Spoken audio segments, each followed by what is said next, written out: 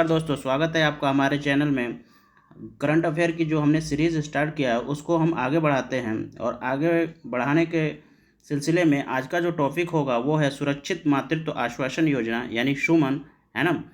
देश में प्रतिवर्ष गर्भावस्था और प्रसव के दौरान मातृ एवं शिशु मृत्यु दर बढ़ती घटनाओं की चिंता का विषय है।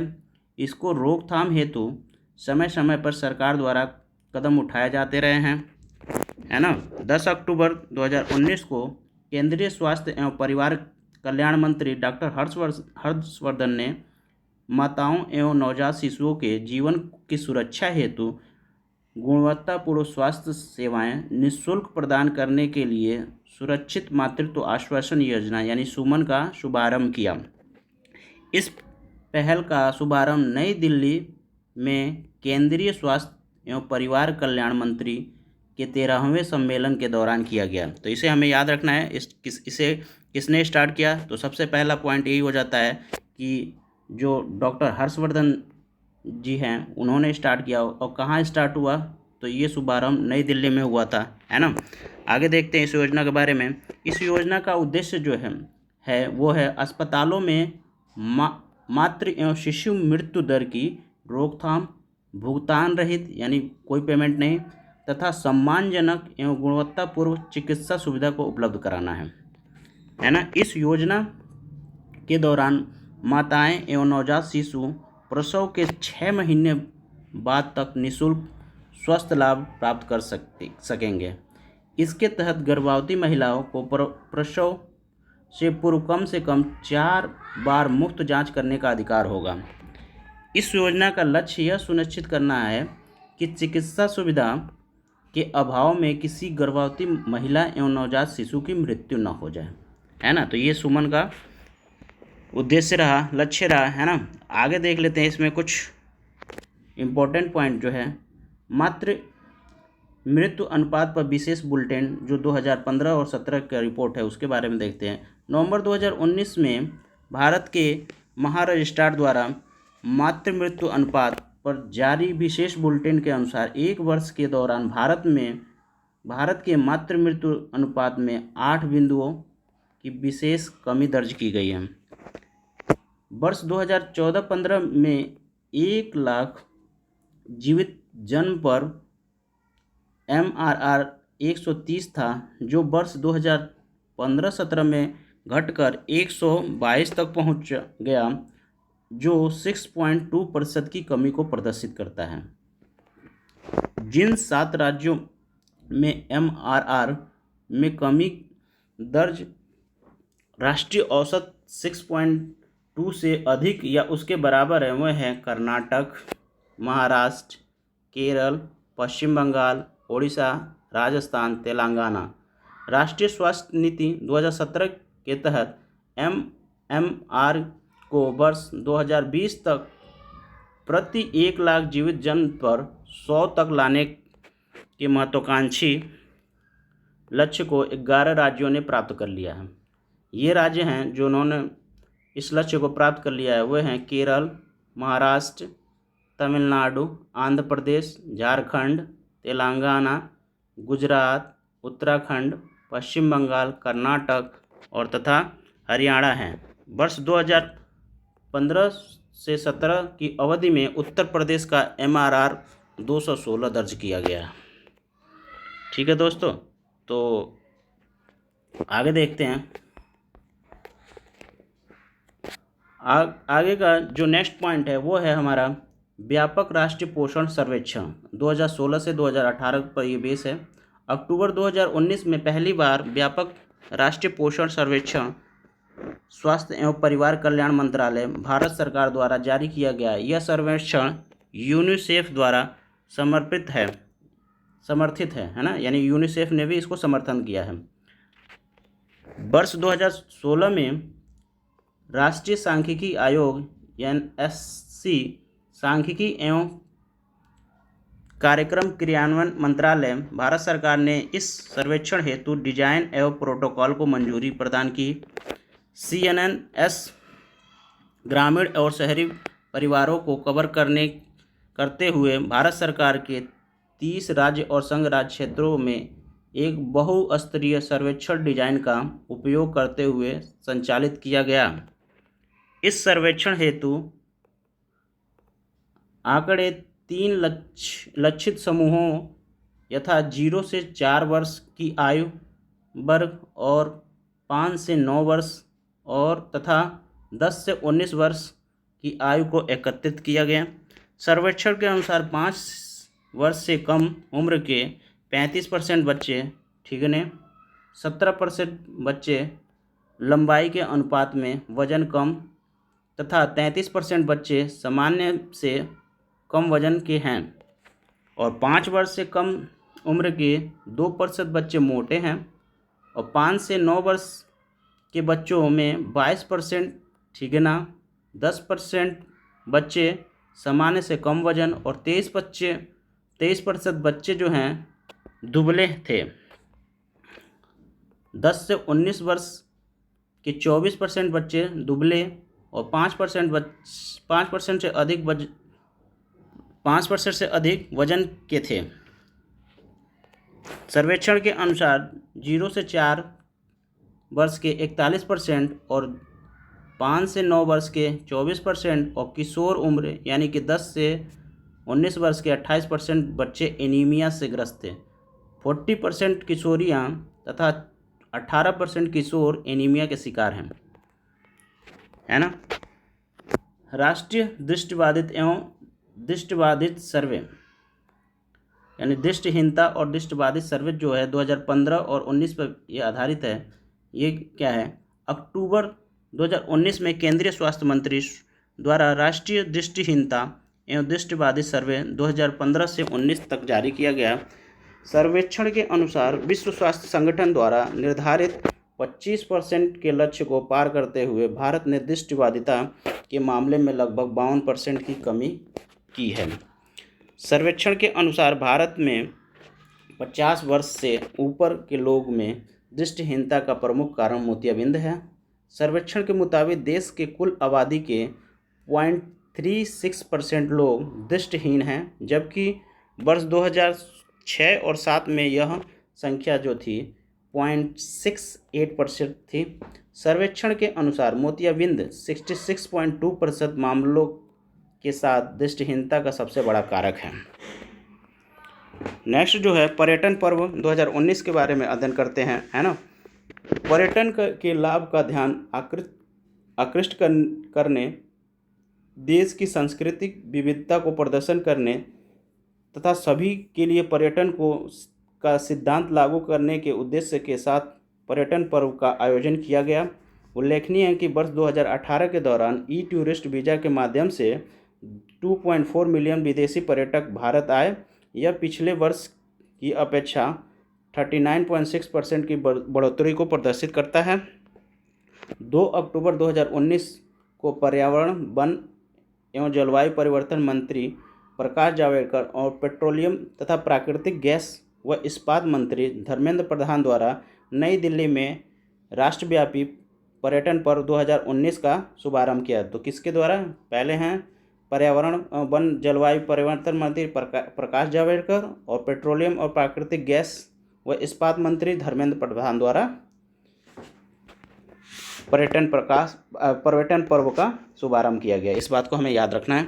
पर्यटन पर्व 2019 का आयोजन पर्यटन मंत्रालय द्वारा 2 से 13 अक्टूबर 2019 के मध्य पूरे देश में किया गया। इसका प्रमुख लक्ष्य भारतीयों को देश के विभिन्न पर्यटन स्थलों का भ्रमण कराने के लिए प्रोत्साहित करने के साथ साथ सभी के लिए पर्यटन के संदेश का प्रचार करना है।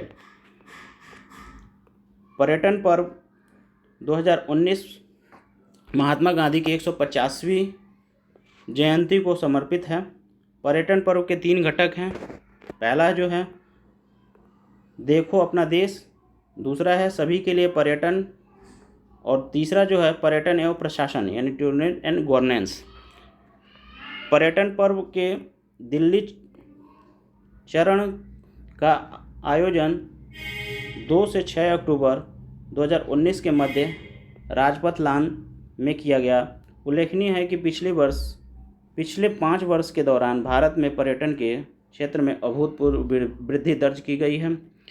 विश्व आर्थिक मंच द्वारा जारी यात्रा एवं पर्यटन प्रतिस्पर्धा सूचकांक 2019 में विश्व की 140 अर्थव्यवस्थाओं में भारत को 34वें स्थान प्राप्त है। तो इस बात को हमें याद रखना है।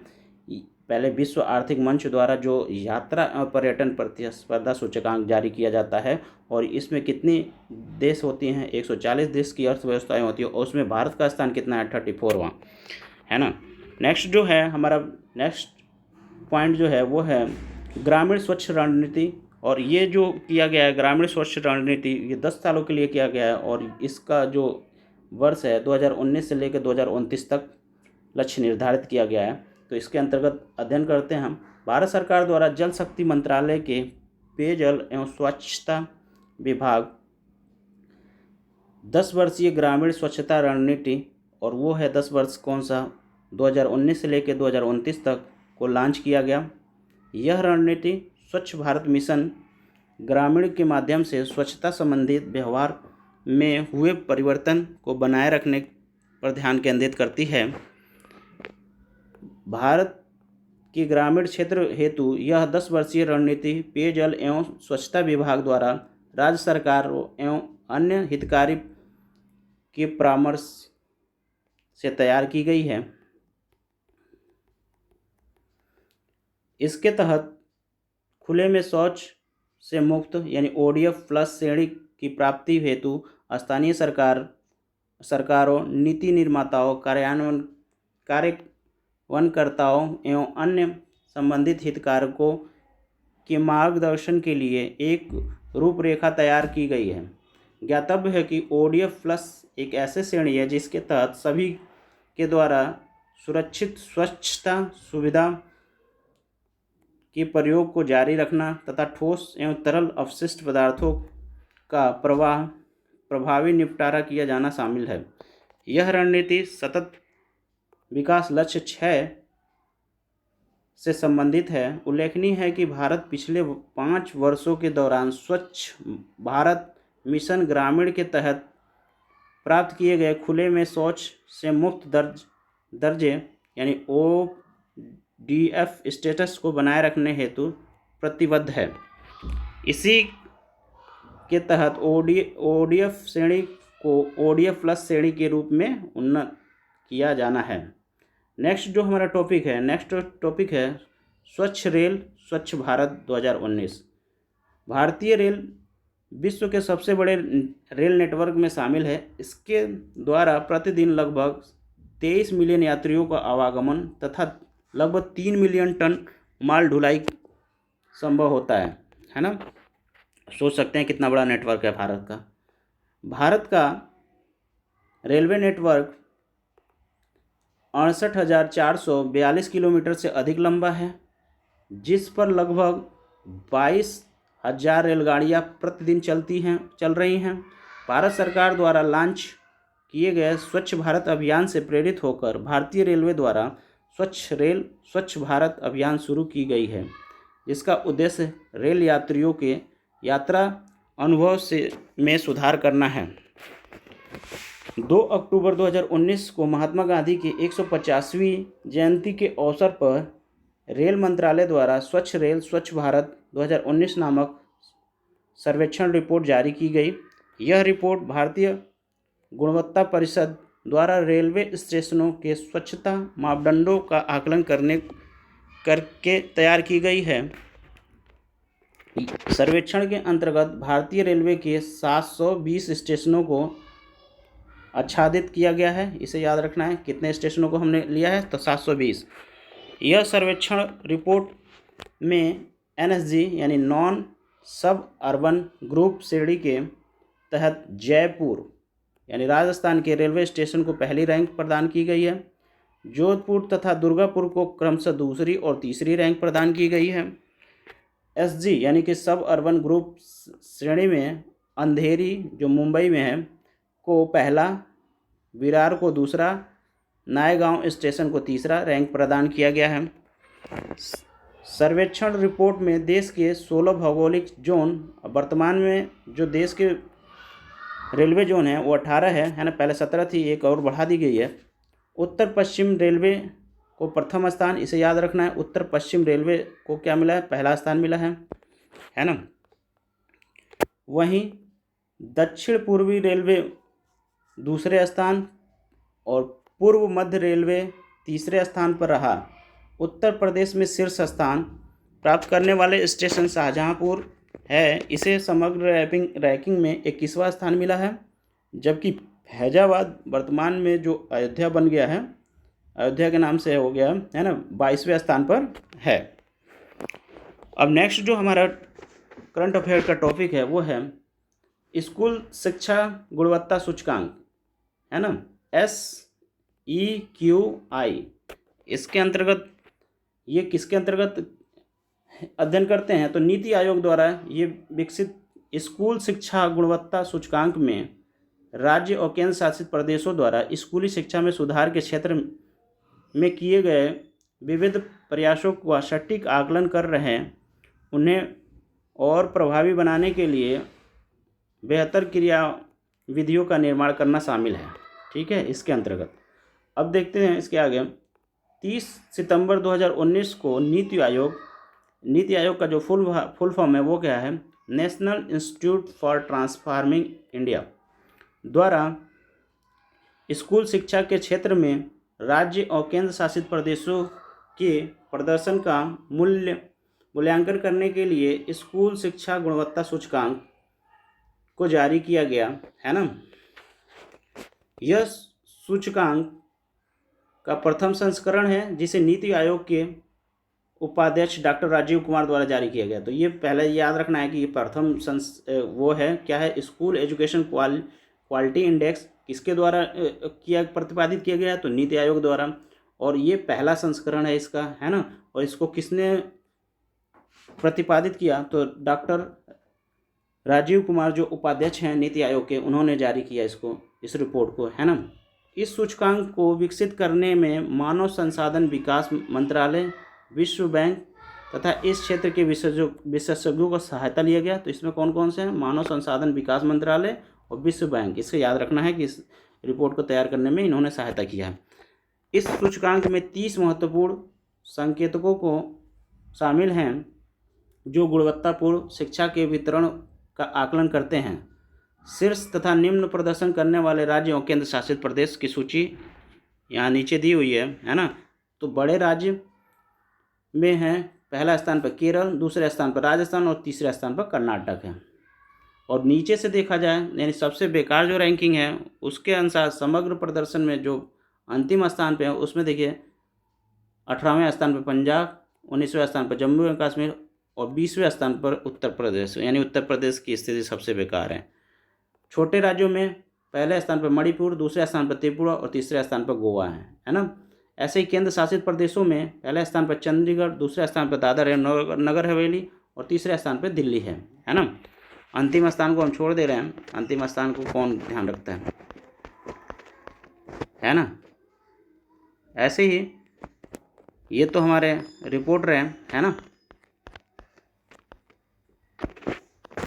नेक्स्ट देखते हैं, नेक्स्ट टॉपिक हमारा है प्रधानमंत्री किसान मान धन योजना, है ना।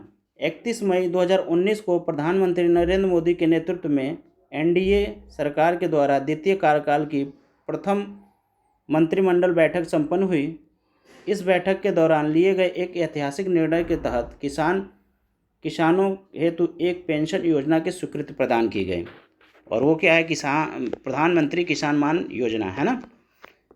12 सितंबर 2019 को प्रधानमंत्री नरेंद्र मोदी ने रांची, याद रखना है, झारखंड में प्रधानमंत्री किसान मान योजना का शुभारंभ किया। यह योजना 9 अगस्त 2019 से प्रभावी है। यह एक केंद्रीय क्षेत्र की योजना है। यह एक स्वैच्छिक अंशदान पर आधारित पेंशन योजना है, ठीक है, जिसमें 2 हेक्टेयर से कम तक की भूमि वाले देश के सभी छोटे एवं सीमांत किसान लाभान्वित होंगे। ऐसा अनुमान है कि इस योजना के लाभ होने के प्रथम 3 वर्ष में लगभग 5 करोड़ छोटे और सीमांत किसान इससे लाभान्वित होंगे। इस योजना के अंतर्गत प्रदान की जाने वाली वित्तीय सहायता पीएम किसान योजना के तहत प्रदत्त सहायता के अतिरिक्त होगी।